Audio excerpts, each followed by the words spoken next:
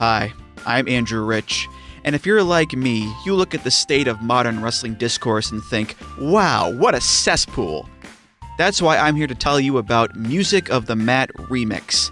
That's right, your favorite wrestling music podcast is back with a new format, where I bring on a guest and we play songs related to wrestling-themed topics. It could be a wrestling reference, a wrestling concept, a wrestling pun, things of that nature.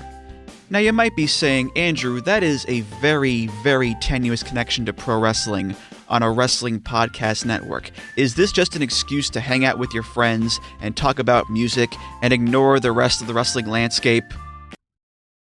Yes. Yes, it is. So listen to Music of the Mat Remix on the Voices of Wrestling Podcast Network, available on Apple, Spotify, or your podcast player of choice. This podcast is a member of the Voices of Wrestling Podcasting Network. Visit voicesofwrestling.com to hear the rest of our great podcasts, as well as show reviews, columns, opinions, and updates across the world of wrestling. Here we go!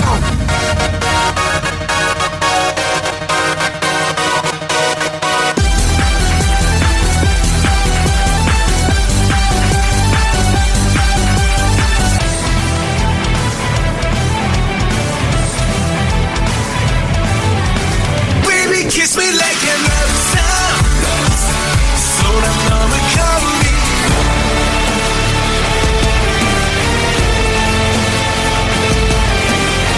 Whoa, whoa, kimi ga kata omoi. Koi ga hashiri dashita ra.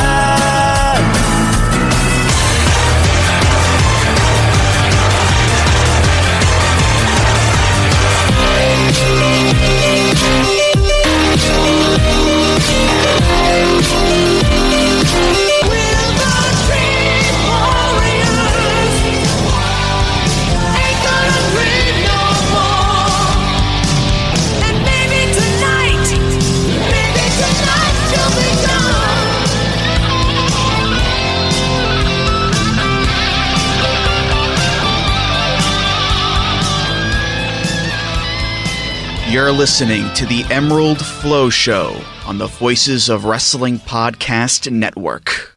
Welcome to episode 85 of the Emerald FlowShow. We're a podcast on the Voice of Wrestling Podcast Network. You can follow us on X and Blue Sky at Emerald FlowShow. You can follow us on all of your favorite podcast apps. And if you're on Apple Podcasts, leave us a 5-star review. And you can also donate to the show at voiceofwrestling.com/donate if you're feeling generous. I'm Gerard, back with Paul. And we haven't recorded in a bit, Paul, so we got a lot to go over. Mm-hmm. But I'm going to start with my amazing trips to Arena Mexico. Yes, I've seen some pictures and I've heard some stories at least. It sounded like it was a really great trip for you. It was an amazing trip. Well, first of all, if you've never been to Mexico City, you should go. Yeah, I really want to. I kind of missed out, basically. Like in 2021, I almost went and then I went to Istanbul instead, but I kind of regret not going to Mexico City. So, Arena Mexico is an experience. I ended up going to 2 shows. I had originally only bought tickets when I like before we left for the Friday night show, because it's the Friday night show. But I loved it so much, and I found out that on the following Tuesday show they were doing Atlantis Junior versus Hechicero, so I bought it. I went to that as well, and I had really good seats. The seats were like, basically, I was across from, like, I was looking at the entrance ramp, and I was like 5-6 rows back. So, and they were like very affordable too, right? You're not dropping $2,000. You're not racking up additional credit card debt just to like sit in like no the like 12th row somewhere in the nosebleeds or something. No, not at all. So like very affordable. And of course, when you go to Arena Mexico, which is a fairly central location, a little, I guess, southwest of like the Centro District, there's tons of vendors. I mean, there's vendors all over Mexico City, but there's obviously like lucha themed vendors outside of Arena Mexico, and I ended up buying 5 masks, and I'll give you the list. Oh, wow. Mil Mascaras, of course, Dos Caras, Viano 3, Ooh. Dr. Wagner Jr. and Tiger Mask 4. Ooh. Not Tiger Mask 2. No, it has a little 4 on the forehead. That's fine. Masks that I was on the hunt for, but I did not see were El Canek and Ultimo Dragon, but I did not see any. Nah, that's unfortunate. But obviously, I think you can find Ultimo Dragon masks in Japan, actually. Well, I'm sure you can. I just figured if they had Tiger Mask masks, they might have Ultimo Dragon masks. Yeah, fair. So anyway, the shows themselves, obviously the CMLL has done this format where there's a lot of foreigners there, right? They have very much sort of oriented their business towards welcoming foreigners. Like, 'cause before you're not like supposed to take like video with your phone, but they have totally relented on that and like encourage you to like post stuff on social media and everything like that, right? So that's sort of just the ways that the things are changing. There's a lot of like, I just went and bought the tickets myself from Ticketmaster, but there's a lot of like tour packages you can get now with Lucha tickets to Arena Mexico and everything like that. Anyway, it's an incredible experience just in terms of the heat, the foot stomping, the atmosphere. Obviously, the Friday show did pretty well, but I was surprised with how many. Tuesday night did not have as many people as the Friday show, but it actually had a much bigger turnout than I expected for a Tuesday night show. So they're doing, and there were foreigners at the Tuesday night show as well. So I thought, will be one of those great experiences just of wrestling, but of also just going to an event for sure. Great. I mean, I love the seats, but from what I could sort of feel in there, it's set up in such a way that like there's no bad seat in the house, everything, right? Oh, so you can just see from like every seat essentially, so it doesn't really pretty matter. much. Yeah, I got that vibe. It just looked like the shape, right? It was. I mean, obviously it's owned by CML. It was designed for Lucha, and everything like that. It's it's like a 60, 70-year-old building now, but it's got all of the modern lighting and smoke machines and everything like that, right? Just the outside looks really. It's just the outside that looks old. I mean, it survived a couple of earthquakes too, right? Oh yeah, actually, yes, a couple of earthquakes as well. So on that first show, I was the only person that was loudly chanting for Satoshi Kojima. Somebody has to. Oh, of course. So because he was it was a teaming with Defunto, Satoshi Kojima and Valdar Jr. defeated Atlantis Jr., Flip Gordon, and Star Jr., which was only a one-fall match. Not bad. Kojima didn't do that much, but I was cheering for him. Yeah, I'm not surprised that in the opening match on a random like Arena Mexico show, Kojima doesn't give 1%. Oh, it was a semi-main. Okay, never mind. Yeah, which I didn't realize it was going to be. Another match I really enjoyed was Atlantis and Blue Panther defeating Los Gemelos Diablos. Gemelo Diablo 1 and Gemelo Diablo 2 with Kimelito. Yes, I got to see Kimelito. That was a lot of fun just because of how much heat. Because Los Gemelos Diablos are just like stock lucha rudos with like skull mask type things. But they obviously beat up Atlantis and Blue Panther, which got like tons of heat, and like they were just incredibly like Atlantis and Blue Panther were just incredibly over. And the main event was Sky Team of Masquerade, Dorada, Mystico, and Neon with Kimonito defeating Los Infernales, Averno, Euphoria, and Mephisto. They won it in 2 straight falls because the first fall, Los Infernales got themselves DQ'd because they ripped off Mystico's mask. And the heat for them going after Mystico's mask was incredible. I mean, I can imagine like. And then like because they ripped it right off, and Mystico like ran to the back with his hands over his face and everything like that. But of course, this being Lucha Pro Wrestling, Mystico was back a couple of minutes later to teach those rudos a lesson. Yeah. That was actually not my favorite main event, but it was quite the experience to see Mystico basically and the heat for that. On the Tuesday show, I got to see Okamura and Utani in action. Ooh, the Okamura. The Okamura. They faced Dragon de Fuego, Dragon Legendario, and Dragon Rojo Jr., but they defeated like Okamura, Utani, and Vegas Depredador, who I'd never seen before, but it's great because he's just got like a traditional lucha mask with a $sign on it. Because it's Vegas, Yeah. I thought Utani was a great heel. But I mean, I've seen him in Great a couple of times. So I mean, he's always done well there. So Yeah. but I Notice how he's mean, from what returned I've to heard, he's Mexico. so much bigger in Mexico. Yeah. Yeah, I mean, he was generating a lot of heel heat too. So that was good. I'd keep my eye on him since he seems to have given up on Great. Yeah. I mean, I'd also rather take like CML bookings than Great bookings because you have to pick one or the other because Great has a relationship with AAA. Yeah. Yeah, I go Maybe. Who knows? Stick with the hot company. Yeah. And the semi-main event was a lightning match, so 10-minute time limit. Was Hechicero defeated Atlantis Jr., and I think this was probably like the best wrestled match I saw in all of the Arena Mexico shows, even if it was short. But it was just great. Like start off with great mat work, then big near falls, et cetera, et cetera. And I was a little shocked that Hechicero won, I guess. I mean, he has been getting pushed, so. Yeah, so he defeated Atlantis Jr. in 905. And then so I thought the main event of the Friday show that I went to was an experience with Mystico, but I thought this was a better match. So the main event of the Tuesday night show was Mascara Dorado and Templario defeating Los Hermanos Chavez, Angel de Oro and Nibla Roja, and 2-1 in falls in 1242. I just thought it was a more put together like go tag match with less of like the Lucha Heat segments of obviously like the mask being ripped off and everybody running to the back. And Paul, I have a new dream match. What is it? It's Angel de Oro and Nibla Roja versus the Saitos. Ooh, I can see that. I think that would actually be interesting. You know, brothers versus brothers. Yeah, exactly.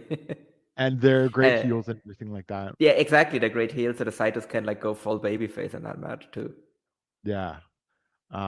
So yeah, that's my Arena Mexico experience, and I highly recommend it to anyone. Yeah, no, I mean it's definitely on my list. Like, I'll just have to see like when I'll fit it in. I had some like brief thoughts about maybe going over for like the World Cup that is coming up, but given the whole situation in the US, I don't know if I am still going to do that.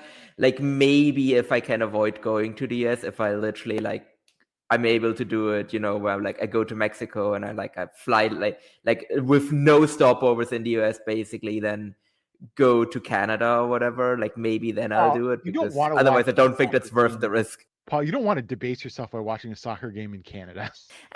You know what? I mean, okay, none of these can't be any worse. None of these stadiums are really well. I mean, they have soccer stadiums in MLS that have been built in like Vancouver and Toronto, but by soccer stadium standards, they're small. They're like 30,000. Canada does not have any large stadiums that are soccer appropriate that are like 50 plus. But they have to have some, like, because I think FIFA has some minimum requirements for what you need to have to be able to be allowed to host like a World Cup game. Yeah, this is why it's split over 3 countries. Okay, never mind. I mean, watching a soccer game in Mexico City would be amazing, I'm sure. Oh yeah, no, that one is definitely like maybe I'll just make it a like go to like Mexico City to watch like football and wrestling basically, and then just fly back to Europe. Yeah, that would probably be your best bet if you're World Cup. I mean, I don't know, like I'm not going to get into a whole like analysis of all the stadiums being used in the US and Canada for soccer. But especially, I only know that one time Canada tried to freeze the Mexican national team to death in Edmonton. Yeah, that will happen. So yeah, I mean, I would be curious to go, but I mean, I just find it fascinating that they've allowed Canada to host part of the World Cup with a wholly inadequate infrastructure. I mean, it has to be like they get like Toronto gets a game. I feel like that's about it. Yeah. Oh yeah, I mean, look, they've got a soccer stadium for Toronto FC, but again, like it's I think 30,000, if even that, right? It's not even a stadium, like a field with like 2 sets of large bleachers on each side. Is there nothing being built? Like generally they built like a bunch of like stuff. Like that's what they did here in Germany. Like when we hosted in like 06, they built like a bunch of new stadiums just for that. No, not in Canada at least. Okay. I mean, they have to get at least one. Like otherwise it's like if you host and you don't like, you know, like you can't be a host if you don't actually host any games. That doesn't work. Yeah, no. You want a hockey arena get built? That can be done for you.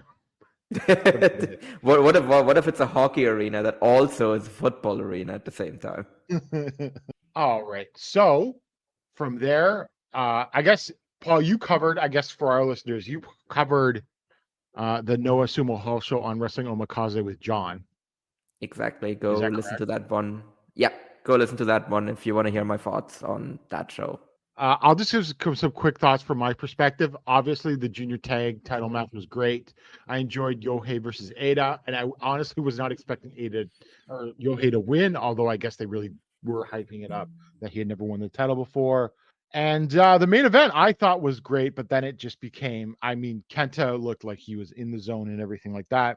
But then I just thought it became, the typical OZAWA stuff that's now just all blending together in my head. What can I say?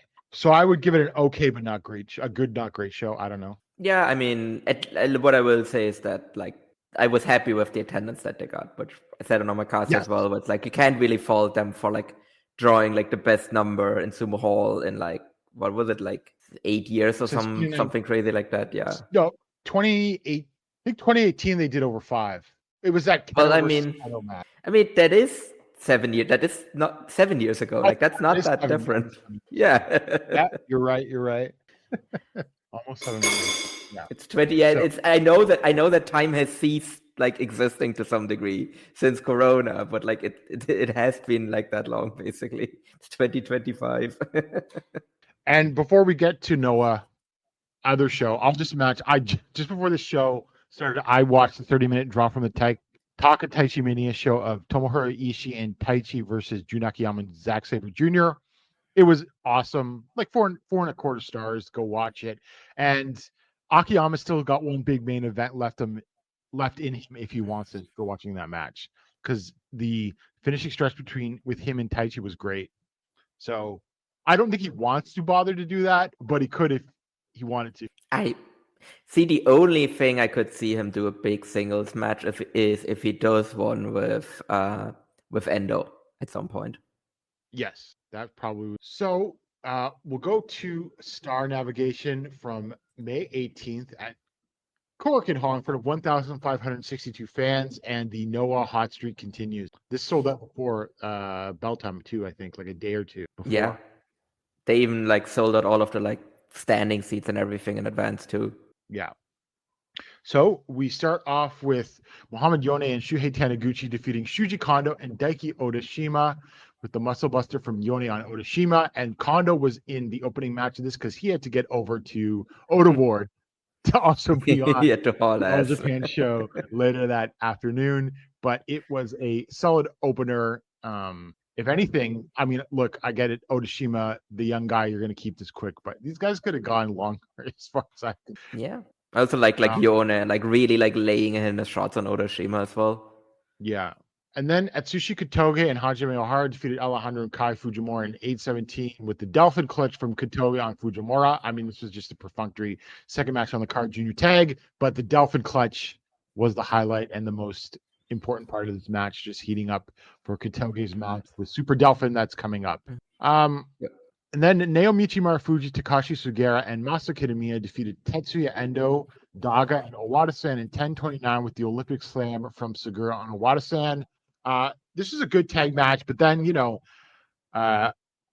Yoshitatsu decided to get involved, and then Endo ended up turning on Team 2000X, and then, so that was set up and everything like that. But Paul, I got to say, we all knew it was coming, but this felt just incredibly compact. How long has Endo been in it? 2-3 months?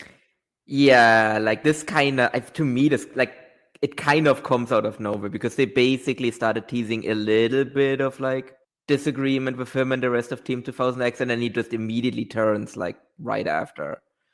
Like you could have drawn this out like a little bit. Like, okay, here's two scenarios. Either they could have drawn this out a little bit better, or this is like a swerve and he is like rejoining like pretty quickly. I've already seen people throw that out there, and I think it's ridiculous, but not, and would be horrible and stupid, but not out of the realm of the possibility, given who is booking this company. But I still probably think that it's, but we'll get more into that later. 4-way match. Dragon Bane and Alpha Wolf defeated Asuka and Junta Miyawaki and Ada and Super Crazy, and Hayato and Yuto Kikuchi in 8:28 with the Wolf driver from Alpha Wolf on Kikuchi. Obviously, this was like a balls to the wall type 8.5 minute tag multi-man, and I thought it was actually kind of placed pretty good on the card, given the first 3 matches weren't quite as wild as this, and they usually put this kind of match earlier on. So I like this sort of at the halfway point of the show type thing. But I mean, there's not much to say. You would expect this to go crazy, and then for whatever reason, Super Crazy did his shtick and it's still over. I should add. Yeah, somehow like I remember when like he came back and did that like terrible All Japan tour, and then went over to No, and I was like, oh, okay, this is probably like the end of him, like in Japan or whatever. And then he went to Noah right after and has just been around like for so like is this his longest continuous Japan run? I'd have to look it up, but it feels like yeah. I mean, probably because nobody books him anymore in Mexico. Well, so I mean, he's around because I'm pretty sure his daughter went into the Wave Dojo. So you might have actually just moved there. Yeah. Yeah, because he's not on every tour or show, but he's popped up again. Yeah. So it is what it is. But that was a lot of fun. And then we've got the Daiki Inaba return match. Been gone since last July. Keno Kenta and Uko Sasaki defeated Manabu Soya, Saxon Huxley, and Daiki Inaba in 14:09 with the Keno special on Inaba. I quite enjoyed this, and I got to say, Paul, I forgot to mention this on the Sumo Hall show. That Galeno versus Huxley match was Saxon Huxley's best match in Noah. I mean, that's a low bar to clear, though. It is a low bar to clear. It was not a great match, but like 5-6 minutes, they do their thing. Perfectly inoffensive, and for whatever reason, I don't remember anything Huxley did in this match, which also probably helped because I thought it was a lot of fun.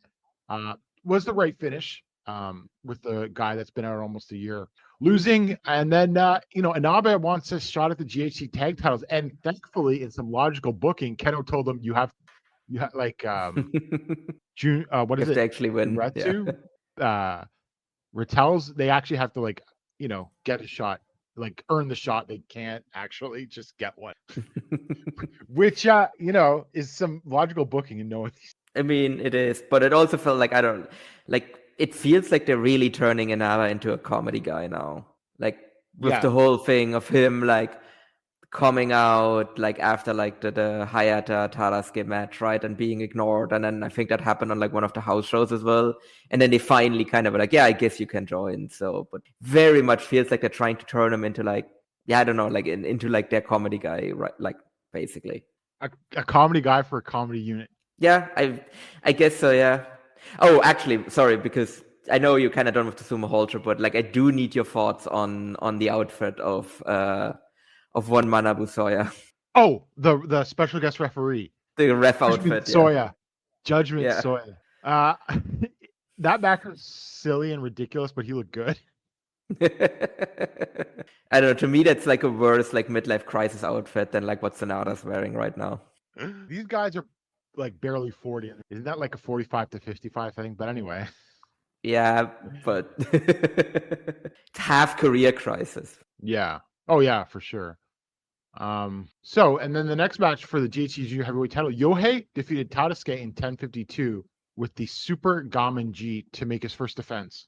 This is interesting because I thought, okay, they tried to set up like, these longtime teammates going at it, and it was good, but it just didn't seem to have the kind of, I thought it started off well, but it just didn't seem to have the, and I think it was good, like 3.5 maybe, but it didn't seem to have the oomph that I would think that these two colliding should have had if built up properly.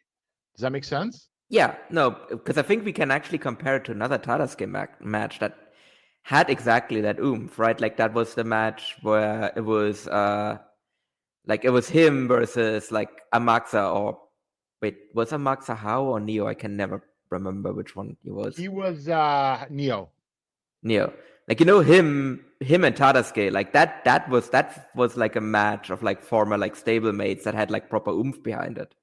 Right. This didn't, like, it was, I agree with you, it was kind of weird where it's like it was a good match, but like based on how they build it up, there wasn't enough hate there, I would say. Yeah, and well, the ending was like, okay, Tadasuke does a couple of moves to Yohei, and then Yohei pops up and just hits the Sumer Gum, and Yeah, basically.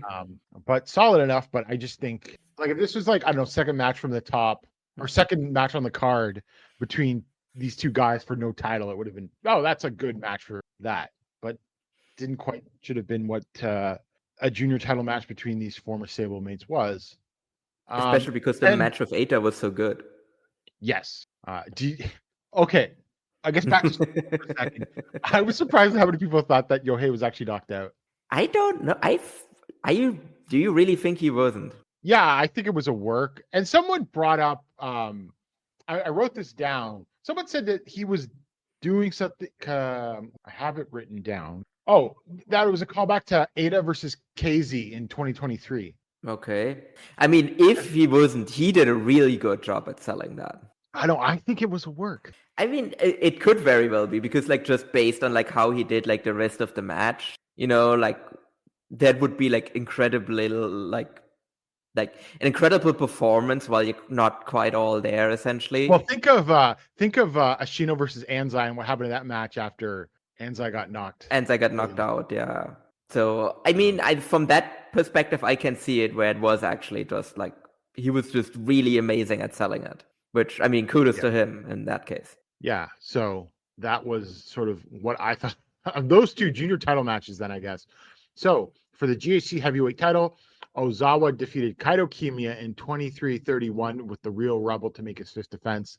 And this is a real roller coaster, Paul. I thought this match was just so great starting off. And then, of course, you get the Team 2000X interference. And then Kaito has his, I don't know, Stone Cold moment or something where he's kicking all this ass and he's beating up, got that big smile on his face, then beating up everyone. And then, obviously Ozawa wins it, which is not surprising. That stipulation also that people were talking about never existed. That's just something Ozawa put out there. So I don't know. Yeah. By the end of this, I was like, okay, well, this, despite the Kaito moment, this just became, and the great start. I mean, these guys work so well together. If you sort of isolate their actual wrestling, it's awesome. But by the end of this, I was just like, sick of it. What can I say? Yeah, I mean, it's going to continue for a while. That's the thing. No, though. I know.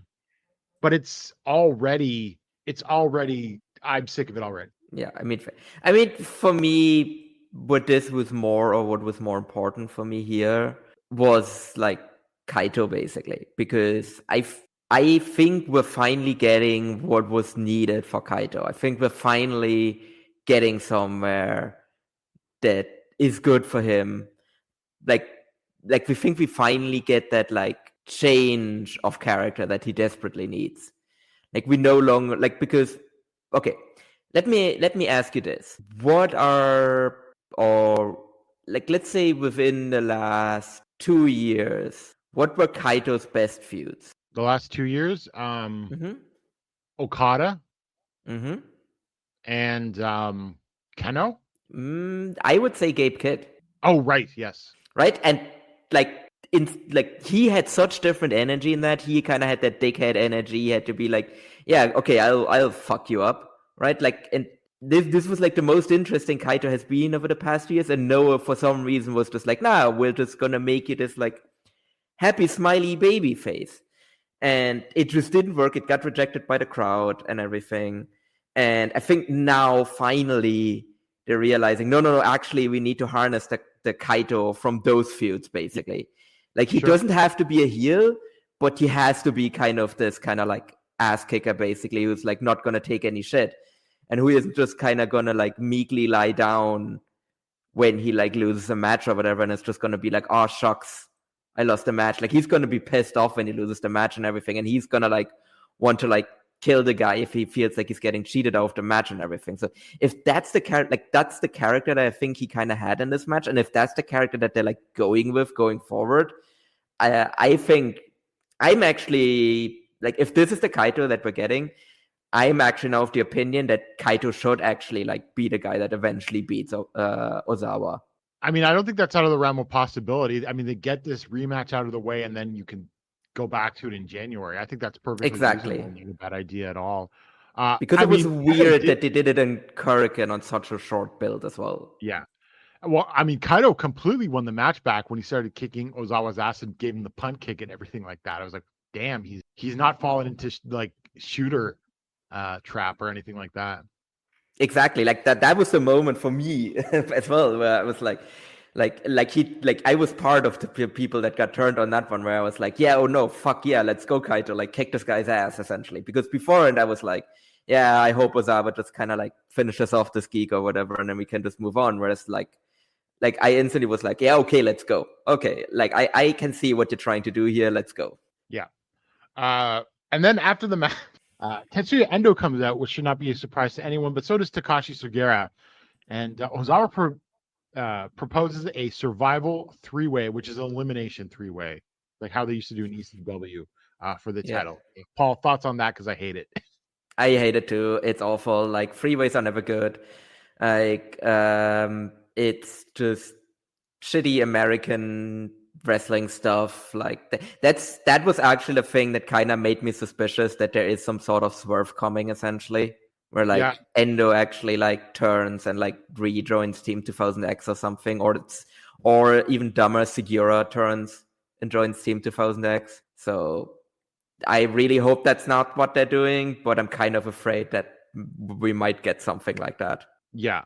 Well, the thing is, we should add, because we're going to go to the previews of a couple of upcoming shows next, but the N1 dates have announced, and they're going to do it in 2 weeks in September.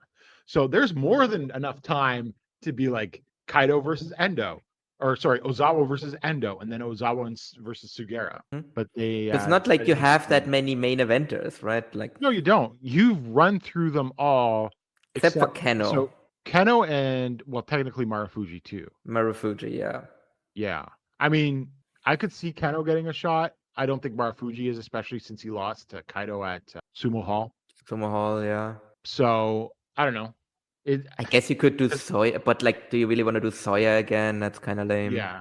Yeah. So that's I don't know. So yeah, that's why, if you're thinking Swerve is coming, I don't think that's a real possibility. So overall, I don't know. I mean, it was okay show, but some of that stuff just turned me off. Yeah, it wasn't a great show. Like the other Korakuens, I've liked a lot more, but I mean, at least this one, like all of the others, had like a really hot crowd. And I think the main event also, like the live crowd seemed very happy with the main event as well. So yes, they definitely did. I mean, it was quite the roller coaster, I suppose. So in terms of upcoming shows, we have, Monday Magic is returning on Monday, May 26th. So, get into it. Yeah, I'm kind of looking forward to it. Yeah. And then they have another Shinjuku Faith show on Saturday, May 31st. And right now, all that's listed is the GHC Tag Team Championship match. And the graphic they have is Keno and Oka Sasaki versus Soya, Huxley, and Inaba. So are we heading into like Freebird rules with these tag titles? I don't know. I mean, maybe it's going to be a thing where like Inaba has to prove himself that he can challenge for it. I don't know. It's weird. Yeah. Yeah. And then the next big show is June 3rd at Korakuen Hall, where we've got so far only 3 matches announced. Atsushi Katoge versus Super Delphin. I forgot to mention that Junta came out to challenge Yohei, and so we're getting Junta versus Yohei. Paul, what do you think?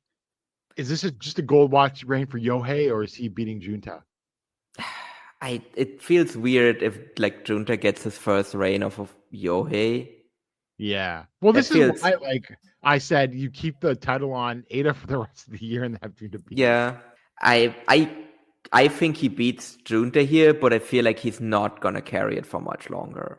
Because I also don't think like if Yohei to me is like a chase guy, like I don't think he should be a guy that carries the title for like a while, for a long time, Well, who's he gonna drop it to? If he doesn't hear, he could drop it back to Eita, or how about the horror option? Drops it back to Hayata. Oh yeah, that's what I was thinking. Cannot rule it out, but we'll see. After Hayata turns on Rattels and joins Team 2000X. So, and then the main event is the GHC heavyweight title survival 3-way match, which I mean, I'm still assuming Ozawa's retaining. Yeah, I mean, like the only way I can see him not retaining is if there's some sort of swerve where like he gets kicked out of Team 2000X, and then one of the other two is like taking over the faction. But like, I think that would be stupid to do. Real Suzuki Gun hours would be Sugera joining Team 2000X. That is immediately what I was thinking of as well. I'm like, let's not do that. That basically almost killed the company last time. Let's not do that. Yep. So that is Pro Wrestling Noah. And so we have to move on to All Japan Pro Wrestling because we've got a few shows to catch up on. We did our marathon, like first 2/3 of the tournament last episode. So, but we pick up on May 6th at Korakuen Hall in front of 1,187 fans, which is their biggest Korakuen of the tournament. I know people have been pointing out these Korakuen numbers, and they are down from what they've been doing, but these are actually slightly over, I think, what they've been doing for these like block shows at Korakuen the last couple of years. Yeah, like the for some reason the Champion Carnival hasn't really been a draw in Korakuen like these last couple of years. Like they've never done like blow away numbers for these like Champion Carnival shows there. Yeah. So, but I don't know, 1187 for a midweek show is decent, I think, for that. Yeah, exactly. Like it's like as long as you don't drop it like below 1,000, I think it's still like a fine number. And again, it's in the middle of the week as well. Like there's only so much. I mean, I guess technically you run like a rematch of a recent Triple Crown match on top, but still, like I don't think this was an amazing card otherwise, you know? No. And plus it's a rematch of a match they just did. Yeah, exactly, yeah. So we start off. Ren Ayabe defeated Hokuto Omori in 10:33 with a death roulette. Omori, this is a nice little match just in terms of I wasn't expecting much, and Omori decided to put his working boots on in the last half of the tournament. It was one of those matches where I went in and I was like, okay, I have kind of dreading this one a little bit, and it didn't end up being like a not bad match, basically. Yeah, I mean, Omori just got serious. Yeah. I mean, it kind of became obvious then towards the end why he became more serious. But yeah, he definitely he's probably the biggest difference between like first half of the tournament and second half of the tournament. Yeah. And then Rei Saito defeated Madoka Kakuta in 16:55 with the Eisbein. And again, I thought Rei's first half of the tournament, not that great, although some of that was in part to his opponents because obviously both Saitos are opponent dependent. But I mean, Kakuta, one of the MVPs of the tournament, no question. I thought this was really good, although neither's best match in the tournament. Yeah, no, I will agree as well. The other notable thing here, though, as well, was that this was Kikuta's first match post heel turn. Yes, and he was like doing all the eye rakes and everything like that. Yeah, which is again, it's kind of weird where it's like you kind of have to watch like Dragon Gate to know that. Or to like follow it at least, right? Because otherwise you're like, okay, why is this guy acting like a heel now? Like literally between like two like tournament shows. But yeah, I have to say I think I do like him more as a heel. Like I think I actually like this heel work quite a bit here. Yes, and the like following matches as well. And then Kumarashi defeated Shotaro Ashino in 13:46 with the diving senten in the result that I was not completely surprised at, given that they had the match back in February that Ashino won. These two are obviously, I think they debuted against each other, and obviously, good chemistry. I was just baffled that Arashi finished with more points than Ishino in this tournament. Yeah, well, I mean, look, you can be happy. Ashino's getting a push now, so Yes, we'll talk more about that later. And then semi-main event: Hideki Suzuki defeated Davey Boy Smith Jr. in 12:48 to win the block. With the European clutch. And look, I know wrestling is not for everyone. I do enjoy it, but this was definitely one of Smith's best matches in the tournament, though. Yeah, no, I will agree. They actually like tried properly and everything, but I will say he was still one of the like weaker guys overall in the entire tournament. But Smith, another guy with a better back half of the tournament. Yes, I will agree to that, but like it's still overall, I think I'm ready to move on. From Davey Boy Smith. Yeah. No question. Well, we'll talk about who the new foreign ace will be. And then in the main event, Kento Miyahara defeated Jun Saito in 20:36 with the shutdown German suplex hold. Very good match. Better than their Triple Crown match from like a month ago or 2 months ago now, maybe. Mhm. Not as good as last year's Carnival final, but also makes their Triple Crown match all the more baffling because it would have gone up over so much better if it had even been just this match. Yeah. Even if Moon had No, still I won that, agree. you know. No, I don't I know what fully really- agree. I don't know what happened. Maybe to they this had just had match. an off night. Like it Yeah, might I just don't- be they had an off night. I don't have any other real explanation for that. But Yeah. yeah, I mean, it was I don't know. I mean, on the Carnival grading curve, I suppose this was not the best night, but a better night. Yeah, I mean, we'll get to that when we give our like overall tournament thoughts, but I think it's a bit emblematic that this was one of the better cards of the whole tournament, or better shows of the whole tournament. So then we go to the double shot in Sapporo at the APA Hotel Resort and Resort. So Ray Sato defeated Hokuto Omori in 8:59 with the barbecue bomb. Again, Omori put on his working shoes. You didn't know how this was going to go when you saw it, like the cards announced, but short, but decent for what I was expecting out of these.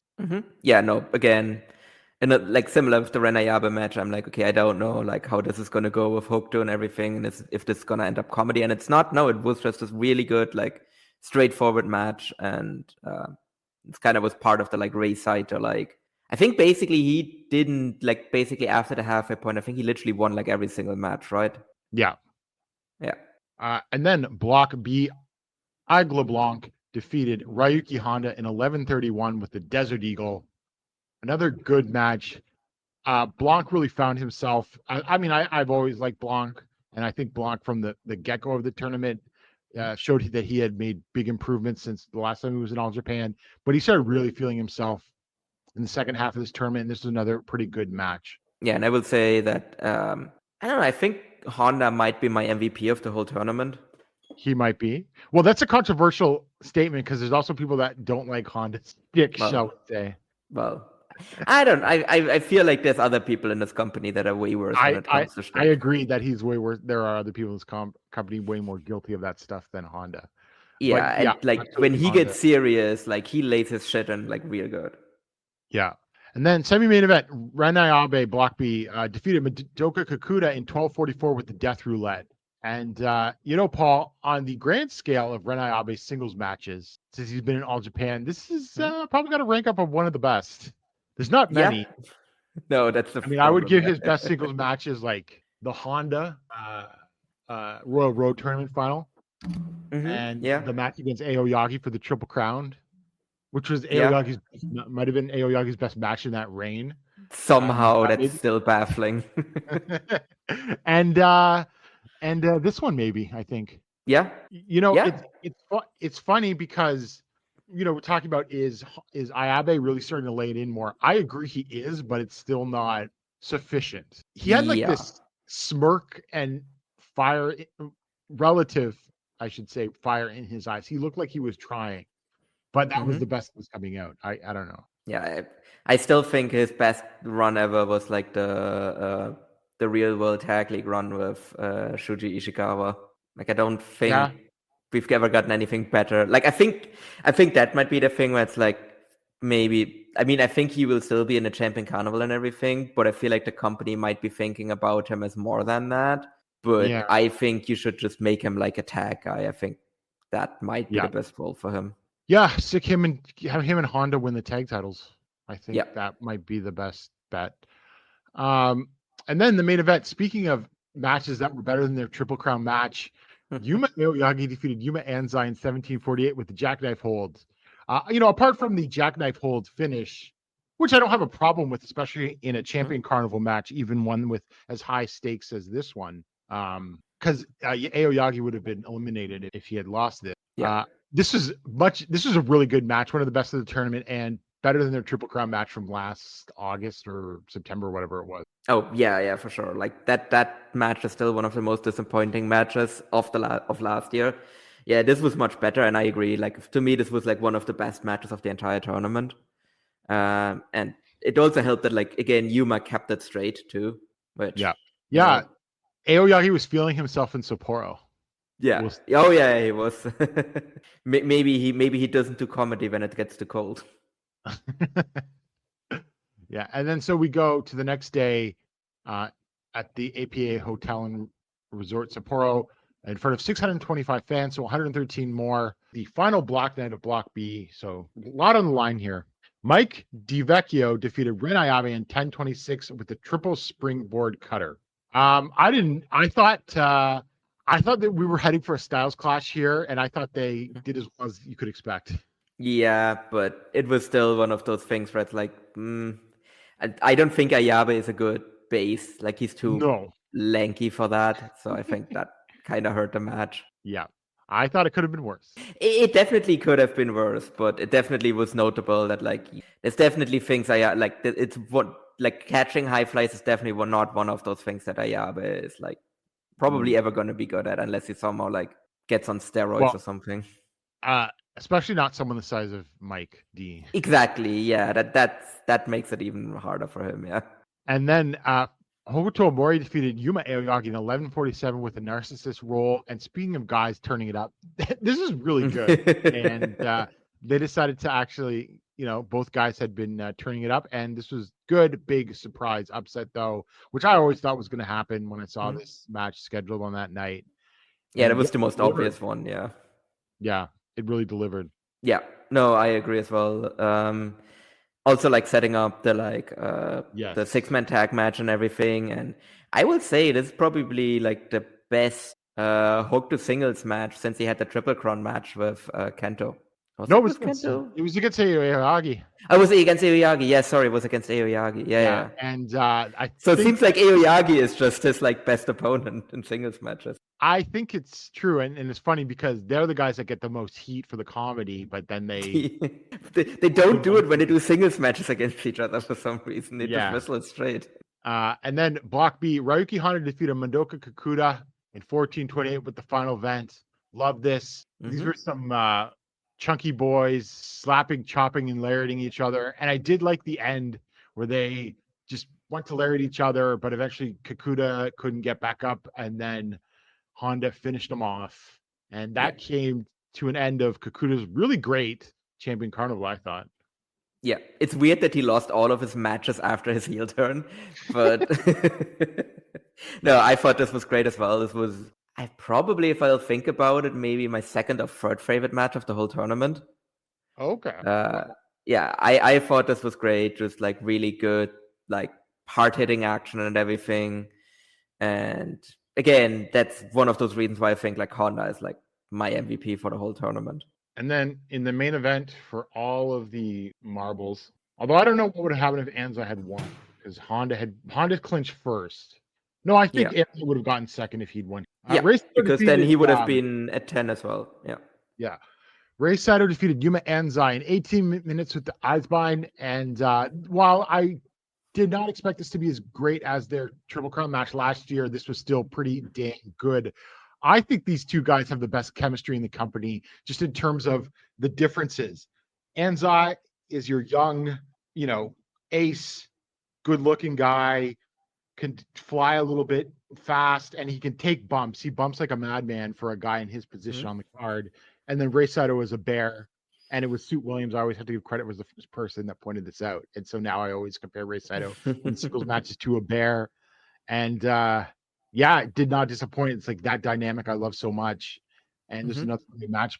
Might be my favorite of the tournament. It was either that or Anzai and Honda. Yeah, I think that's my number one. Yeah. But awesome and worth watching, and maybe setting something up in the future also. Yeah. Actually, what I think I can compare like Ray versus Anzai to. It's kind of has like similar energy as like the early like Suwama versus Kento matches. Sure. Yeah. Right. When it was like kind of like early like pre-Ace, early Ace like Kento. Before basically it just became like equal matches, when it was like kind of like when they had that vibe as well, where it was just like Suwama like pawing at like Kento, and Kento just kind of trying to like find ways to survive, and like this felt very similar to that. Well, see, that's an interesting comparison, but I like Suwama is a much smoother worker. in this context, I really do like Saito's sloppiness against Anzai because it just looks like Anzai's like getting hit with these crazy looking moves and dying. he's gonna be feeling for some of those bumps eventually, but like I like for now I'm just gonna I'm gonna take it like while he can still do it. So like is there a main eventer in a Japanese men's promotion that bumps like Anzai anymore? Right now? Yeah. I mean, Okada was kind of like that, like early on in his reign. Naito, but obviously... Yeah, well, yeah, you see how both of those guys, well, like, they would, like, take these kind of crazy bumps and, like, 6-man tag team matches on Road 2 shows. Yeah. I guess maybe Ozawa a little bit. Yeah. Like, he's taking some crazy... Like, I mean, we didn't talk about it, but, like, Kaito, when he took that, like, flat back bump to the outside, where he just let go of, like, the top rope, that was crazy, too. Yeah, but Anzai is definitely up there for that. Yeah, he does it with higher frequency. That's the thing. Yes, that's the thing. Even both because he's both like a singles and a tag wrestler and doing that. He's bumping for juniors. Yeah. So that closed out the tournament, and then Ray and Honda go from Block B, which sets up our final show on May 18th at Odo City General Gymnasium in front of 2,280 fans, which was down from last year, but they were also at Yokohama Buntai, which is the new building. I think either they or Stardom was one of the first companies to run there. I think Stardom got the first one. I think Stardom got the first one, but then All Japan was, I think, like, not even a week later after that. Yeah. But this was also, I think this was down from T-Hawk and the Yeah, I think so, yeah. By like 200 people. So, I mean, I think that might just be like, basically, I mean, with T-Hawk versus Shino, you knew the match, right? Like, there were no semifinals. Yeah. Yes, that's the thing. But also, T-Hawk versus Shino had Kento and Anzai versus Naito and Bruce. Yeah, I forgot that there was I mean, if you're only 200 people down from like a show that had Naito, you know, I think that's a good number in that case. Yeah, I think that's respectable. So the first match on the show was actually a dark match, but I made sure to tune into this because I watched the show live, Paul, and I wasn't going to pass this up because I've got a few things to say about, they did 24-37 for the 2023 Champion Carnival Finals. So less than 200 down. So that's not bad considering what you had on that. Plus, T-Hawk and Ashino aren't draws. Talk a bit. And they're not super big draws. They've been like sort of small draws at points at Korakuen is the best I can compliment them, I guess. Yeah, I mean, it's not like their match, like their like Wrestle One title match drew like gangbusters, basically. No, but it drew for Wrestle One. It drew by Wrestle One standards, yes. I mean, it was like a really big angle and everything, so it makes sense. So we start. Taishin Nagao defeated Shota Kofuji in 601 with a crab hold. I quite like this for a opening young wrestler match because I think Kofuji only debuted in December, right? So it's nice to see these guys. Kofuji was on one of those New Age Chronicle shows, and I looked him up. He was training in Osaka style wrestling, so he's took the Shinkansen up to Tokyo for the show. And Paul, I think they should keep using him. Absolutely, yeah. That's what I thought as well. Big on him. I mean, he's still very young, but he's just got the look and the fundamentals. And I think they should do the thing they did with Rising Hayato, where he also came in as like an outsider, and then they were like, you know what? Why don't you just keep coming back? Also, so I don't know if you agree with me on this. I think after this match, I think Taishin Nagao's future is as a heel. Really? Yeah, just because if you saw him here, right, like where he like immediately went for like Shota's throat and everything in the pre-match and just like antagonized him, and then after the match when he like stomped on him, like I think he actually has good heel energy, which I did not expect. No, because he looks like such the plucky little baby face in all the other matches because he's so much smaller than everyone else, even the other juniors. Yeah. So, but I like after this match, I'm like, you know what? Maybe you're gonna be like, I was like, oh, he's gonna be like, you know, plucky junior underdog baby face. But like, I'm like, you know what? I think you could just be an asshole. I think that would be a really good role for you. I think you would do really well at that. We'll see. That's an interesting point. I mean, you know, Actually, if I sort of think back, there have been a lot of like heelish characters in Japan that haven't been particularly large guys, although they Yeah. tend to have been a little rotund. I mean, he can always eat more chunk and put on some weight. Yeah. So yeah, but I think the point is though, I think Nagao has got like a good future ahead of him, whatever path he. Oh yeah, for sure. Like it's crazy. Like because I think for me, I will just always compare him to like Odashima because they kind of came out around the same time and have some similarities. I think Odashima is better. I do. He's better right now. Yes. Yeah. We'll see where that develops. But he also had like a leg up in terms of like he came in with more like experience than Nagao. Yeah, because he already like Timon Honda. Yeah. So the first official match of the show, the semifinal, Kento Miyahara defeated Ryuki Han in 9:53 with the horizontal cradle. I don't know what to say other than this is a sub 10-minute get your shit in Kento match. Mm-hmm. It was good. Basically, yeah. Don't get me wrong, but there's not much to say about this because you could play this match out in your head.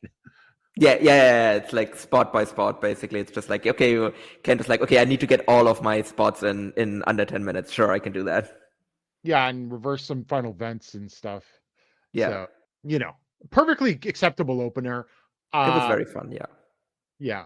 I'm not shocked at the results, although it's interesting because I did think because of Honda's track record against Kento in tournaments, especially Royal Road, I think they did leave a certain level of who could win this still open. Yeah. I mean, I could have seen it if they wanted to do like Saito versus like Honda as the final, but it just made more sense to basically like redo the Champion Carnival final from last year, but with the other brother.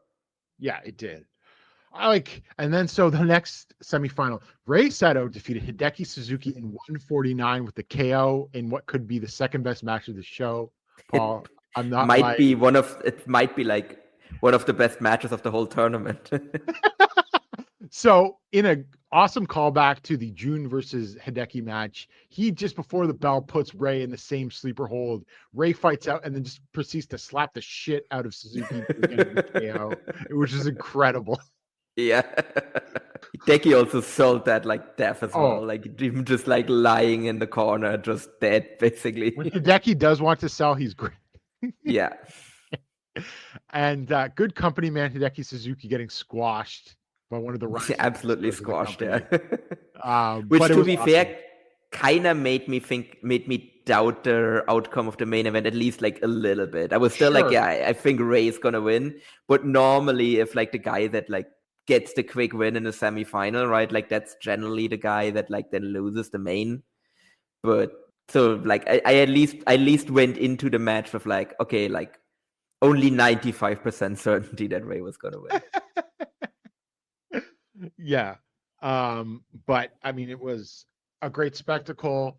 What do you think of the semis format? I didn't love it, especially because they do the same thing on the Royal Road, which kind of makes sense. I just think you should know you either do a separate semi show or you don't do the semis is my thing. Yeah. No, I agree with that one. Like I think you do want to go into the kind of final show knowing what the final is. Like if you want to do like, I don't know, like if you want to tag on like another Korakuen, right? And you do like the semifinals there, I think that would be a better idea than like doing them in the openers here. Because then at least you can sell that main event to like an audience. Or do more tiebreakers. I really enjoyed in 2019 when they did Jake and Naoya Nomura and they brought them out at the end of the show to do a tiebreaker. Yeah. You remember that? Yeah, I mean they've done that for the Real World Tag League as well. Yeah, I like that format instead of just the semis. If you're not gonna do a whole semi show, I kind of like that one too. Yeah, like I think like when they did it for the Real World Tag League, I think that because that was my example as well, where like the team, like in that case it was the team that won like the Quake like match early in the night. If you remember, like that was like Violent Giants against the everybody's favorite tag team, Tajiri and why am I blanking on his name now? Kai, yeah. Kai? Yeah. Yeah. When he came out in Joker makeup and Suwama just choked Tajiri out in like a minute or so. Memories. Still, that might also be one of my other favorite like quick matches. That was great too. Yeah, I get the vibe that Suwama does not like stupid bullshit, from the choking Tajiri out in the Joker makeup to squashing or doing the Jake Lee, basically humiliating Jake Lee. Oh yeah, he ended Jake Lee's All Japan career basically, where like it literally started out as like a thing of like you're so shit as a heel, I'm gonna turn heel and ruin the company for 6 months. And he did. And he also ruined Yeah. Jake. Sort of. Well, did he? Because then he went to Noah and became champion immediately, and then he went to New Japan. Jake fell upwards. Yeah, somehow. And he's on his way back soon, I think. Yeah, somebody has to beat Goto. You know?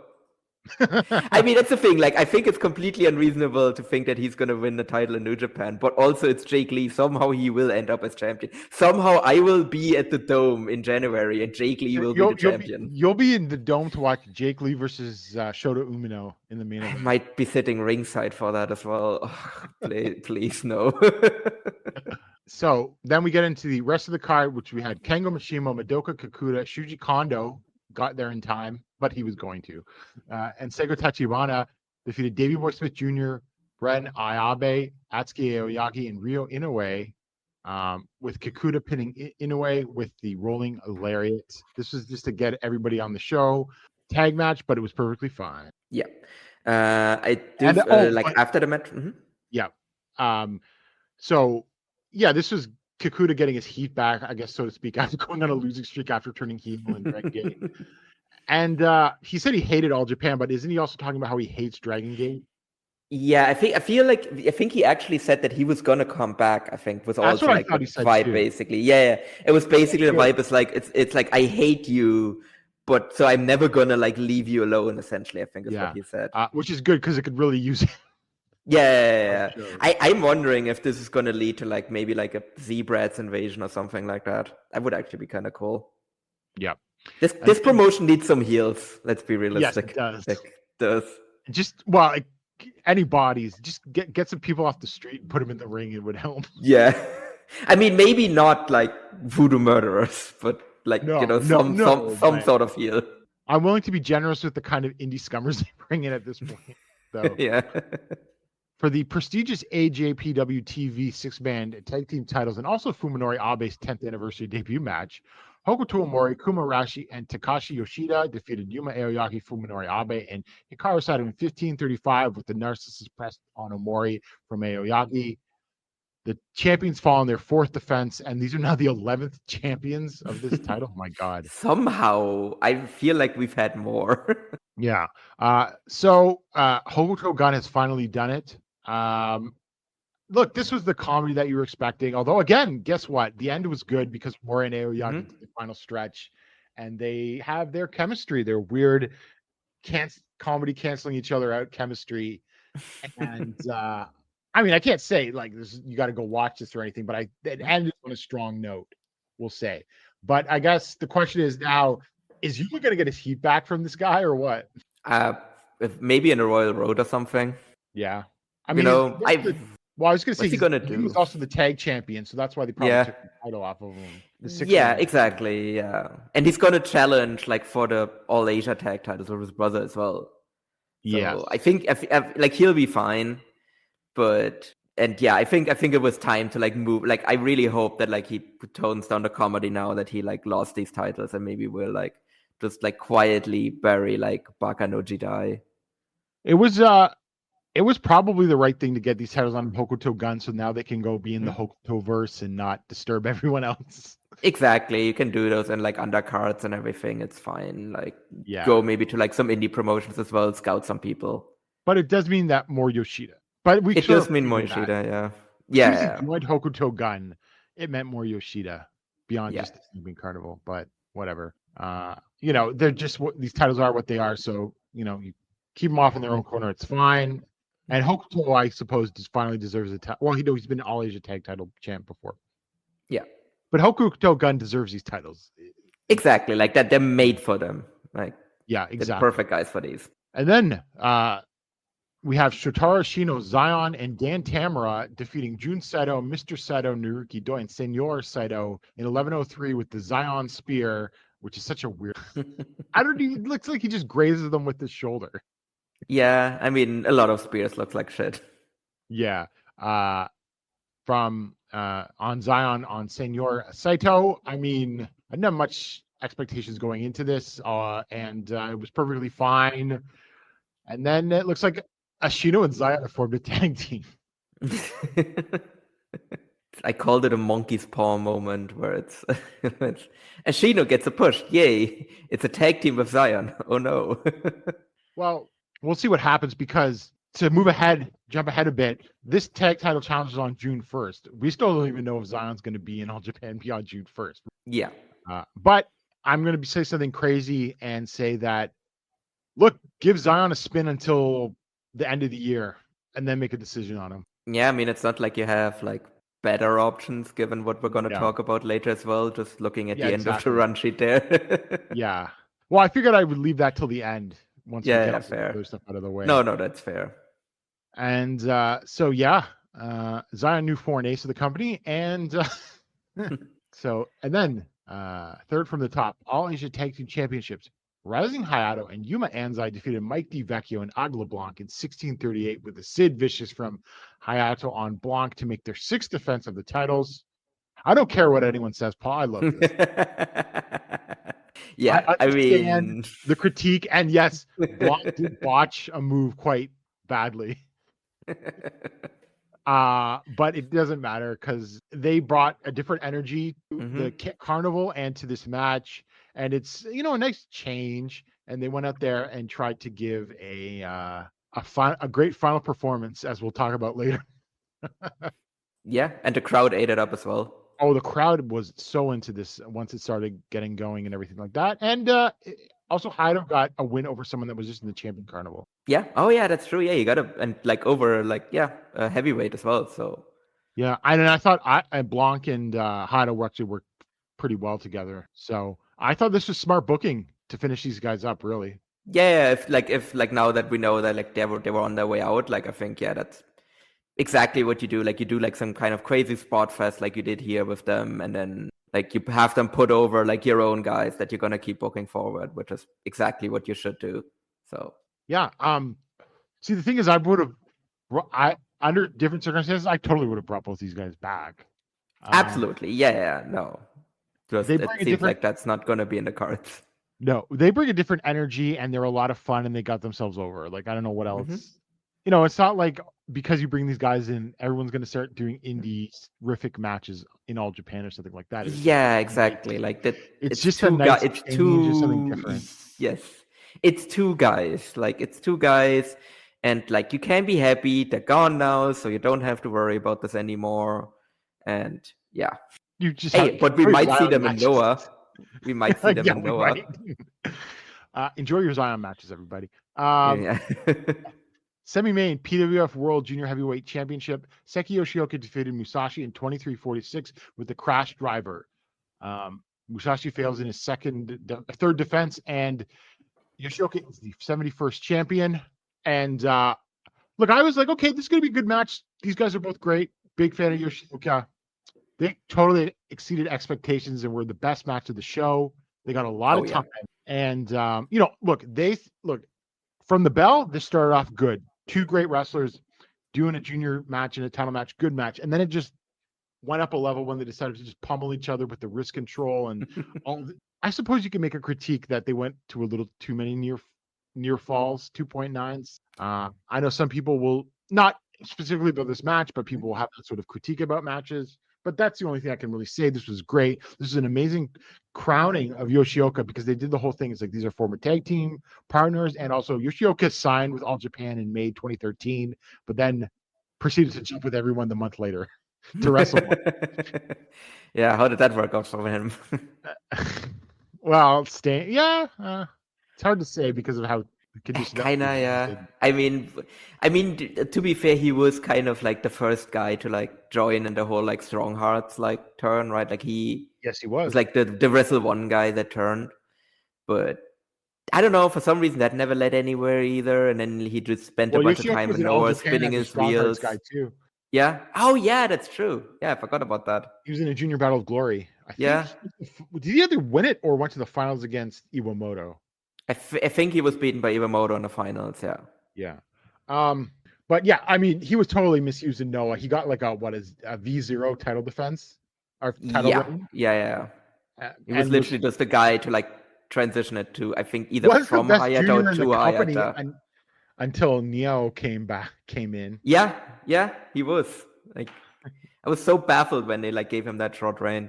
And again, I think he's like, well, maybe he's not the best junior in All Japan, but like I would say he's like third at worst. Yeah, at worst. You can make a case he's the best. Even. Yeah, you can make a case he's the best. Like I think it's basically like him, Rising Hayato, and Atsuki. Basically. Yeah, for sure. So, but no, I also thought this was awesome as well. With the near falls, I don't think so, because I think this show needed something like this as well. Yeah, for sure. Like it just needed that kind of like epic match as well, and this is really what that was. And no, I thought I actually like got more and more hyped like when like with every single kick out, and then even when Musashi like kicked out of the crash driver for the first time, I was like, oh shit, is he actually gonna do it? And then no, like Yoshioka just like pummels him some more and then like hits him with another crash drive and pins him, which again, that was a very definitive finish as well. And yeah, no, I agree. Like this is definitely like the best match of the entire show. If this was like a tournament match, like this might have been the best match of the tournament. Yes. Like it's either that one or Enza and Honda. It's basically like I think would be like neck to neck for me. Yeah. And then V1 Dan comes out. I feel like hopefully, like I have PTSD when like, oh no, are they gonna do another V0? No, I think Yoshioka's winning because if it had been like Atsuki or like Rising coming out, I would have been like, oh no, like, but Dan, you can beat Dan, it's fine. Well, the thing is though, they finally gave Dan his title reign, but it feels like they shuffled him back down as the junior jobber again. Yeah, it's weird, and like it also doesn't like, because I'm like, okay, is he moving up to heavyweight, and then he just never ever does. It's very weird how they're booking him. Do you think he's like in a semi doghouse state because he's clearly Suwama's boy, but they can't punish him because Suwama's still technically with the company? Maybe. So he's like, because he's on like every Evolution show. Yeah, he's the new Yusuke Okada getting punished for like Akiyama leaving, but not really, because Suwama's still there technically. Yeah, it's very weird. Like I don't fully get what they're doing with him. Yeah, but I'm looking forward to the match. Oh no, the match is gonna be awesome. Like, yeah. And then main event, Champion Carnival Finals. Rei Saito defeated Kento Miyahara in 24-22 with the barbecue bomb. It's funny, it felt like this match was like a 27-minute match. It wasn't bad. It just, and I think it was probably better than the Kento versus June match for the Triple Crown, but it did not live up to Champion Carnival Champion Carnival Finals expectations, or what I would just expect out of these two. I don't know. It's hard to pinpoint on this one. A bit of a styles clash. I think if Rei was capable of moving a little faster, it would help. It would have helped. And that's not a knock against him. That's what you expect. But I don't know if Kento necessarily like always will tailor to. Sometimes Kento will tailor to his opponents when his opponents is like Taru or Abdullah Kobayashi. But he did not do so much here for Rei, other than some of the arm work early on. Yeah, there was something missed. Like it wasn't a bad match, but it was definitely like I'll have to think for a while until I can think of a Champion Carnival final that was weaker than this. Because even in the like god awful like 2020 Carnival, like at least you had that Zeus versus Kento match in the final, which was, I think that was my match of the year for that year. Jake versus Kento and Empty Korakuen was still better than. Yeah, like I really have to like dig into like dig for like the archives of the Carnival to think of a final that was weaker than this. And again, not a bad match. It's just the Champion Carnival final. Basically, every single year lands on my like match of the year list, and this one won't. This one won't be on there. No. So after the match, of course Rei cut a very impassioned promo, talking about how much he loved All Japan, but also brought up, I think I was reading a translation, he talked about how He didn't know if he was going to be able to make it as a pro wrestler, but his brother kept encouraging him and told him not to quit. Mhm. And then June obviously came on for the face off and everything like that. So I thought that was a really emotional moment. Ray really pouring his heart out, it felt like, into that promo, even if I couldn't totally understand it and everything like that. And you set up that big match. But before we get to that preview, let's talk about, we'll finish the show with the preview of June 1st, but let's talk about what we've already been hinting at. Maybe just real quick, just some overall thoughts on the carnival, maybe. Oh, yes. I would say, like, it wasn't a bad tournament, but like I described it in the Discord as like a high floor, low ceiling tournament. Sure. Like there wasn't. It's about what it's about. The blocks were about what I expected, given the talent. Yeah. It's just the final under delivered, and that's the big thing. Because that's like, I will also say, like, generally, like, a lot of times the carnival is also very backloaded, where it starts off kind of slow and it gets better towards the end. And this one was kind of like that as well, but not to like the same scale as the other ones.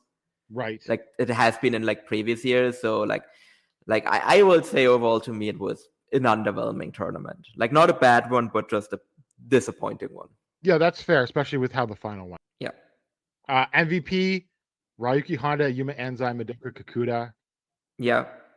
And like we got to give special consideration for Kengo Mashimo and Hideki. Actually, yes, yeah. It's not like Kengo was the early MVP. He was like on like the first like 4 shows or whatever. He like delivered every single time. Kento was good. Mm-hmm. But it was also like Kento. Like there wasn't anything like special there really. Yeah, and then Yuma Aoyagi and Hokuto Omori decided to turn up in the last few shows. Yeah. Smith Jr., let's be honest. Also, please no more, like, if Takashi Yoshida has to come back, like, he should have, like, a strict time limit for his, like, singles matches of, like, 8 minutes. Yes. Ideally, he's only kept in 6-man tags. But yeah. Ideally, you don't do singles matches. But if you have to do them, they should be 15 minutes. Yeah. All right. So then we go to the news that came out, like, 2 days later, a day later. Mike DiVecchio and Agla Blanc, and I'll throw Zozaya into this because he was in Noah. They're all going to WWE probably, and WWE Europe is back on. So thoughts about this European, Paul? Did they also announce that there is going to be a proper WWE Europe? Yeah, it's been reported. It sounds like it's back on. Oh, because I thought they were all just like gonna go to like the warehouse in Florida, basically. But I mean, I could see WWE trying like Europe again. I don't think it's gonna work. Like, just same as last time. Like, it didn't work last time either. Rumors: NXT Europe is reportedly set to launch later this year. Okay, yeah. I mean, just gonna fail like it did last time.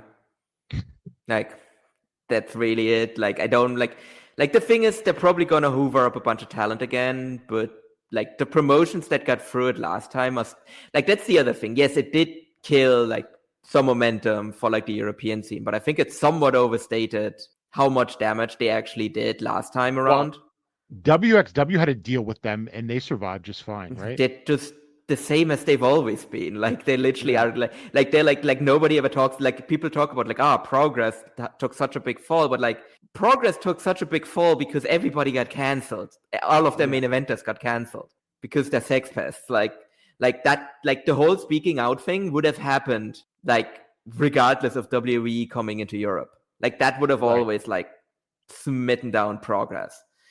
And then otherwise, like in terms of like, yeah, there was some promotions that went under, but it's not like there was this big like cull of like promotion. Like Progress is smaller, but like they're still around in some financial trouble. But again, that always would have happened. Rev Pro is doing better than ever, really. And they're not going to be affected because their talent pool, like they're still going to have like a talent pool from like New Japan and AEW. And so they're going to be fine. It's like now they have seems to have a relationship with AEW. Yeah. So, and then again, WXW is not going to be affected by this because maybe they're going to take like a couple of guys, but there's also some other guys in that promotion that like they're just not going to touch and they're just going to like roll on like they always have. Yeah. So like same with GWF as well. Like I don't think there's much there. So, and then I think they'll try again for a little while. The shows will go nowhere. People won't watch them because they're probably going to like charge extortionate prices Because that's what they're doing with like these shows that are running in Europe right now, right? Yeah. But that works because those are like proper like Raws and pay-per-views. So people are going to be fine paying those prices. They're not going to pay those prices for like a house show with people that like mainstream WWE fans have never heard of. Yeah. So they're gonna try this for like, I don't know, 5 years, then it's gonna go out of business again, and then a bunch of people will be released back onto the indies. That's it. I don't think any of these guys, these three that we've talked about, really have any shot on the main roster. The thing is, the one I'm disappointed about is OZAWA. Yeah.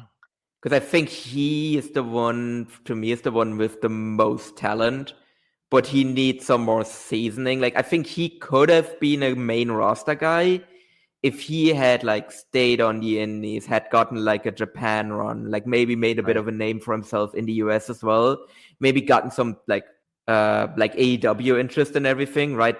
Because now he's just gonna be, like, a body on, like maybe he makes NXT, but maybe he also gets stuck on Evolve. Yep. Which, that's just a death sentence, basically. Like, I think all three of these might end up on Evolve, which, yeah. I mean, it's like ending up on NXT Level Up, which we saw what happens when you end up there with Jiro. Maybe one of them manages to work his way out of that one, but, like, I don't know. I love Mike D, but I got to be blunt on his WWE prospects. He's too short, and they'll tell him to tone down his style. And his knees are going already as well. Yes, his knees are going. He was already probably injured, but then he also probably exacerbated it with that when he got caught in the ropes. His leg caught in the ropes there's a tag title match we forgot to mention, right? And which again happened to him right before I watched a WXW show where these two were like Isla Blonde and like Mike D were like having a match, and Mike D got caught in the ropes there too. On a dive. Yeah. So like this was obviously always gonna happen, right? With a guy his size doing all of these like moves, like this was always gonna be his fate that eventually his knees were just gonna like pop. And I don't know, like what we've heard from like the way like WWE like trains people like in their warehouse, like that's not gonna do his that's not gonna do his knees any favor either. No. Agla Blanc, I guess we will just touch on because we touched on the other two. I know they're gonna unmask him, right? Probably. Yeah. Maybe. Yeah, very likely. Do you think they'll unmask him in NXT Europe or no? Maybe. I mean, it depends, right? Like if these guys are just like be NXT Europe, or if they're just going to like Florida. Yeah. If he's going to Florida, I think he's like not even like I think he's just coming out without a mask. Yeah, for sure. That's just going to be the case. Yeah, I could see them maybe doing like him with a mask for like a couple of shows and then like not even do like a mask versus mask match, but just deciding that they're just gonna like repackage him with like a different gimmick. So that's what I could see happen there. But yeah, again with him also, I don't really know what his prospects are as well. It doesn't really strike me like a great promo. Like even aside from the whole like language issue. Like I don't like from English, like what I've seen of him, he doesn't, you know. He does speak some English. He does no. That's not the problem. I'm more talking that he doesn't really have any charisma. Right. Yeah. We'll see. I could see him sort of being okay at a mid-carder to a certain level. In like NXT Europe, you mean? Yeah. Yeah. Because I don't think any of them. Maybe OZAWA, if he gets lucky, will get to the main roster. I don't think the other two have a chance. Well, it is what it is. So let's finish with the preview for June 1st, Sendai Sun Plaza. And Paul, the show is selling strong. We have premium seat sold out, special ringside sold out, second floor front row seats sold out, and the first floor reserved seating, second floor reserved seats, and third floor reserved seats all have the triangle with only a few left. This is listed as holding 2,710. I don't know what that is for a wrestling show, but Paul, if they hit 2,500, which I don't think is out of the realm of possibility, you got to call that a big success. Oh yeah, absolutely. And I mean, this is literally like the whole thing that they've been building to, right? Like why we're doing this whole like Saito singles push thing, and like it has to be a success because they've built so much like on this like they basically like it's the thing like literally for like the last half year essentially, like that the entire promotion is built around is like building to this match. Yeah. So we start with the singles match: Hideki Suzuki versus Taishin Nagao. Yeah, I mean that could be really fun actually. Yeah. I mean, it might go the same length as like Hideki Suzuki's last singles match. I hope not. You got to give him like 4 or 5 minutes. Yeah, but I mean, it could also very much be like a thing of like Hideki just immediately chokes him out. Sure. And then Davey Boy Smith Jr. and Kuroshio Tokyo Japan team together. He's back against Jack Kennedy and OZAWA #1. Oh, well, sure. Why not? I mean, but he was always going to come back, right? Like, it's never going to be a thing where, like, Jiro is just gone now. Musashi, Rising Hayato, and Ryo Inoue versus Atsuki Aoyagi, Fuminori Abe, and Seiko Tachibana. Now, there's a match. Hopefully, they give him enough time. Not like 6 minutes. The problem is, though, that it is third from the bottom, so not too positive there. And then we got an Alpida versus Hokuto Gun 6-man. Yuma Anzai, Rekihan, and Renabe versus Hokuto Omori, Arashi, and XXL. What? Who's? Oh, yeah. He was teasing this like really tall guy. Yeah. Well, so it can't be Cyrus, right? No, because Cyrus isn't that tall. I mean, he literally said it's somebody taller than Renayabe. Yeah. It's not that many people on the planet. Have they nabbed Null from Noah? I don't think. Maybe. Someone said Andreza the giant panda, and I can't rule that out. Yeah. I kind of like my idea of it's Takashi Yoshida and Kuma Arashi in a trench coat. Yeah. Could be. I don't know. Could be Kevin Nash. Could be Mads Kruger. I really hope it's not. I know. Maybe it's the organic star of Killer Cross. No, he's not tall enough. That's true. He's too small. Yeah, but he gets over crowds so naturally. That's the thing. There aren't that many people on the planet that are taller than Renayabe. He's very tall. Or at least that I can think of off the top of my head. Is Shuji taller than Ren? It's pretty close. I think it's slightly. It's close at least. Yeah. But like Shuji Ishikawa and Octagon doesn't make any sense. I'm looking at Cruel, aka Mads Kruger, in MLW's Twitter feed right now, and he has some dates from June 6th onwards to fill. He's looking for them, so I'm just trying to figure out who's really tall. Yeah, who's really tall and available right now? That's the thing. Like, it also needs to be somebody that is available. So yeah, I think it might, like, I think the Andreza shout might be like the best one because it is going to be a comedy thing, right? Yeah. And Andreza just makes a lot of sense there. Yeah. Or it's someone really, really small. That's the only other thing. It's someone really, really small instead. And then we have PWF World Junior Heavyweight Championship match, Seki Yoshioka versus Dan Tamura. And we think Yoshioka's retaining. Yeah. And then semi-main event, I assume, Kenta Miyahara and Yuma Aoyagi versus Shotaro Shido and Zion. I mean, around Zion. I mean, I think it's a big test for him, right? Like, if he can't have a good match with this tag team on the other side, like, yeah, that's rough. That's a learning experience for him.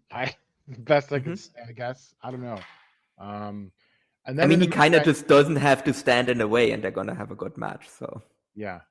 And the main event for the Triple Crown, Jun Saito defends against Rei Saito. So I was trying to think about this, and I think it's reasonable to have reasonably high expectations for this because they've had good matches against each other in the end.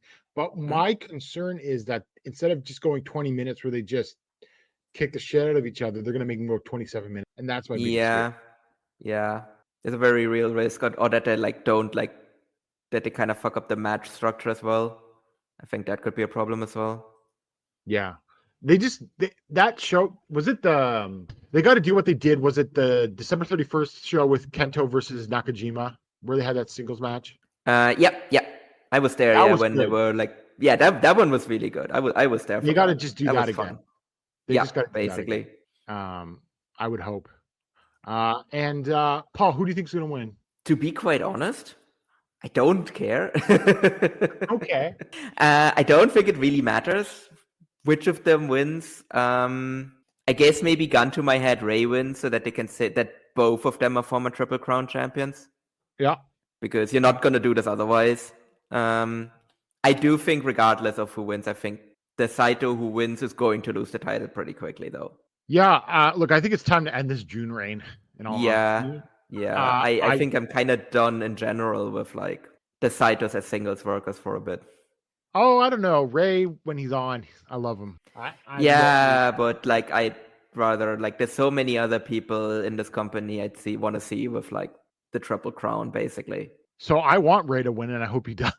But you get this reign has got to be a 1 or 2 defense thing. Yes, yeah, absolutely. Okay, Like he's got to drop it even before the Royal Road tournament, I think. Yeah, I agree. My only concern is, okay, Ray wins. I think Honda would be the first logical challenger, and I think that would be good. My only other concern is they're going to run Abe versus Ray Saito for the Triple Crown. They might, yeah. Which, if they did that in a building smaller than Korakuen, I think I could support that. I don't think they're not doing that at the moment, though. Like they keep the Triple Crown in bigger buildings. Okay, yeah. See, here's the thing: Ray only lost to Ayabe, Honda, and Vecchio. We're not gonna do Vecchio. Yeah. I think Honda, I think we can lock in as like one of the challenges. Honda would be the perfect V1 defense for Ray. Yeah, absolutely. But that Ayabe thing is a little dicey. Well, I don't know about that one. Yeah, I know. It's funny. Okay, well, let's see what the upcoming schedule is. They got the show on the 1st. They got a Gifu Plaza show. No. KBS Hall. No, because they got a Korakuen on the 15th. So that's going to be one. 18th. Yeah. We also have an Age of Bakanoji Divers Hokuto Army show at Shinkiba First Ring on the 24th of June. And then on the 17th, we got Summer Action Series at Korakuen Hall. We got Summer Action Series on July 21st at Osaka Edion Arena number 2. That might be one, but I could also see that one being like a main evented by a tag team match. I mean, I'm going to be honest. I'd main event that Edion number 2 with Ren versus Ray if you're going to do that, and then do the tag titles. Yeah, that would make sense as well. Yeah. But then I think in August they've got an Oda Ward show on the 3rd, and I would assume that one is going to be the one where he loses the title then, right? Yes, and okay, so here's my fantasy booking. Okay, you do Honda defense. Maybe you can get to a defense that's not Ayabe in another way. Oda Ward is Ray versus Anzai. Yeah. Anzai wins, and I don't know, make your pick for Royal Road tournament. Paul, this might sound disgusting to some people, but just have Davey Boy win the Royal Road tournament. And have Anzai beat him. I kind of was thinking that too. I didn't want to say it. And then I honestly think Anzai and Davey Boy could have a good match. Yeah, I mean, if there's anybody in the company that could be, it would be Anzai, yeah. And then you're into October. Maybe you get one more defense in there. And then Kento versus Anzai at Yoyogi. Because, Paul, at this point, what else do you have for Yoyogi? Nothing really, yeah. Unless you bring in someone out of the blue. Naito might not be wrestling again until 2026, folks. Yeah, that's the thing. Like, and if anything, if he's working any show around that time, it's going to be the Noah like New Year show. Yeah. So I don't know what this company's got for December 31st other than Kento versus Anzai. Yeah. I think that's basically it. That's what they're gonna do. And I mean, I'm looking forward to that though. Like, I get that it's right now the only thing that they have, but like, I mean, they're building up guys underneath. Like, I think they're gonna get Honda to like a spot point where like he will be like a main eventer as well. Like, I think he's going to win the Triple Crown as well at some point soon. Maybe not this year, but I could see him like maybe get his first raid, like a short one, like next year. Yeah. I just think it's time to put that title back on Kento. Yeah. No, it's like, as weird as it sounds, like it's been too long until like we've had a Kento Miyahara title reign. If he wins it in December, it will be almost 3 years since he's last held the title. Because he lost it in February 2023 to Yuji Nagata. Yeah. That's kind of crazy to think about.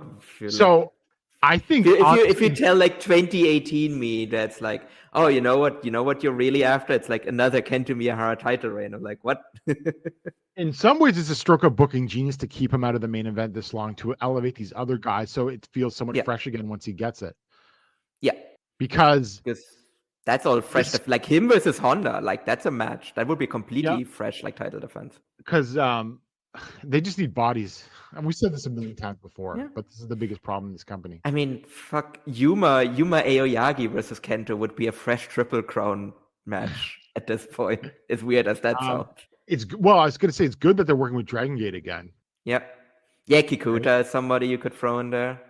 Yeah. Maybe you could convince Kai to return.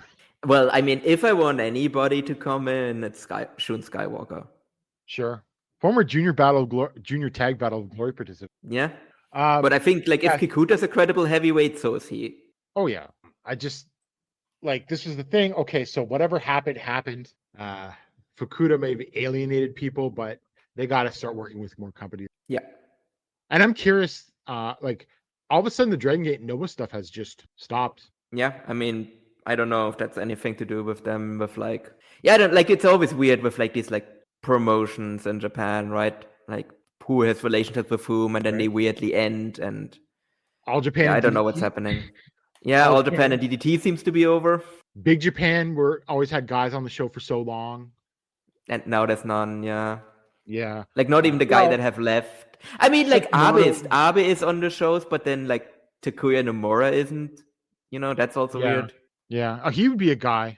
Yeah. That could help a lot. Give astronauts a tag team title run. I could see the astronauts dethroning Anzai and Hayato. Oh yeah, that would be a good one too. Yeah, because that has to happen before that has to happen at some point soon as well. Because if you want to get Anzai ready for a singles run, and probably I would assume maybe Rising Hayato's the guy that ends the Yoshioka reign at some point. Probably around the same time Anzai wins the Triple Crown as well. And the All Asia Tag titles are titles that have been defended in other companies quite a bit historically. Yeah. So I think them putting them on those titles on the astronauts would be good just for all parties involved. Mm-hmm. Maybe you want to bring in Ayato Yoshida. I don't know. Maybe I'm not fully ready yet to give up on him, but I don't know. Not looking good. I don't know. And there's a certain Naoya Nomura just doing nothing, but yeah, Naoya Nomura is my Ayato Yoshida team. Yeah, but at least I know that's mean, but at least Ayato Yoshida's healthy. Yes. Yeah, fair enough. So yeah, I mean, I just think summing this all up, All Japan needs to make some booking decisions right now about what they're going to do in their future, because I just don't know. I mean, it's both incredible what they've managed to do in terms of develop this young talent, but after a company that just relied on Kento for so long, but at the same time, I don't know what the longer term direction is, despite that they've overcome their young talent problem. Mm-hmm. It's weird. Yeah, it's very odd. The promotion's in a very odd place right now. But I feel I don't know. I think it's also kind of I don't think June is that good of a champion. I think that's also the problem right now. Yeah, that's fair. Although at the same time, you kind of had to do it, I think, especially at this time. You had to do it. I fully get it. You had to do this big Sendai show. You have to do brother versus brother there. It's just that, you had to sacrifice basically 6 months of the company to get there. Yeah, that's fine. I mean, we're still talking about Anzai only 25 years old. Yuma's turning 30 this year, but Honda's still 25, 26. Yeah. Even Ayabe's not even 30 yet. No. So they're in a good spot. They kind of set. Spot. Yeah. They just have to tighten things up, I think. Yeah. And bring in a few more bodies. I think actually weirdly enough, they don't need they maybe a few more people that can credibly challenge for a title, but what they really need is mid carders. Oh yeah, for sure. They need Harutokis is what they need. They need Harutokis for sure. Hopefully that's why I'm so banging the drum on Shotoku. Yeah. I mean, I feel like this company could never will never be in a spot where there's too many juniors running around. No, and if that happens, then there will be another promotional split for some reason. Yeah, exactly. All right, so that is it for this week. We'll be back in early June because, we've got a couple of big shows coming to that with some very interesting choices to be made, right? Yeah. within that survival three-way in Noah, and the brother versus brother main event in All Japan. So until then, I'm Gerard with Paul, and enjoy all the wrestling out there. Bye.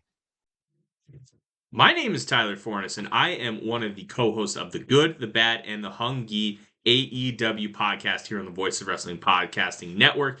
We take a broad scope approach to the world of All Elite Wrestling and the entire universe of Tony Khan.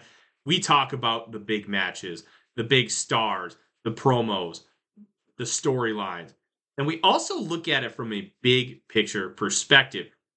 How are things going to change over the course of the next 10 years with AEW still in the picture? How are companies like WWE going to adapt and adjust to AEW? Are they going to be a similar way like they did with WCW in the late 1990s? Will there be a counterpunch? We talk about all of that and more on The Good, the Bad, and the Hungy every week on the Voice of Wrestling Network.